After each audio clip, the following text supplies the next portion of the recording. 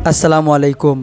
আটগড় ক্রীড়া সমাজ কল্যাণ সংস্থার উদ্যোগে পবিত্র ঈদে মিলাদুন্নবী সাল্লাল্লাহু আলাইহি সাল্লাম উপলক্ষে মিলাদ ও আটগড় গ্রামের সকল মুর্দেগানদের রুহের মাগফিরাত কামনায় দোয়া মাহফিল সম্পন্ন হয়েছে।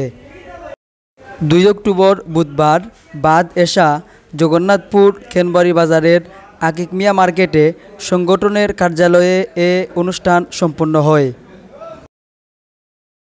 আটগড় ক্রীড়া সমাজ কল্যাণ সংস্থার সহসাধারণ সম্পাদক মোহাম্মদ রফি খানের পরিচালনায় দোয়া মাহফিলে কোরআন তেলাওয়াত করেন আল মদিনা জামে মসজিদের সম্মানিত মুয়াজ্জিন কারি আব্দুল মতিন সাহেব।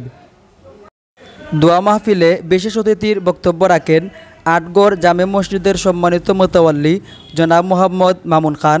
বক্তব্য রাখেন আটগড় জামে মসজিদের সম্মানিত ইমাম ও খতিব কারি মাওলানা মোহাম্মদ এনায়েতুল্লাহ সাহেব। মিলাদ ও দোয়া মাহফিলে প্রধান অতিথির বক্তব্য রাখেন হজরত শাহজান শাহ কালু ইসলামিয়া ফাজিল মাদ্রাসার সম্মানিত অধ্যক্ষ হজরত মাওলানা আব্দুল মুক্তাদির খান সাহেব। আটগড় ক্রীড়া সমাজ কল্যাণ সংস্থা সংশ্লিষ্ট গুরুত্বপূর্ণ বক্তব্য রাখেন উক্ত অনুষ্ঠান ও সংস্থার সভাপতি মোল্লা মোহাম্মদ সুলতান সাহেব।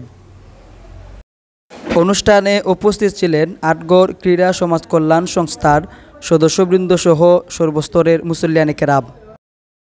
আলোচনা অনুষ্ঠান শেষে পবিত্র মিলাদ শরীফ ও আটগড় গ্রামের সকল মুর্দেগানদের রুহের মাগফিরাত কামনায় দুয়ার মাধ্যমে উক্ত মাহফিলটি সম্পন্ন হয়।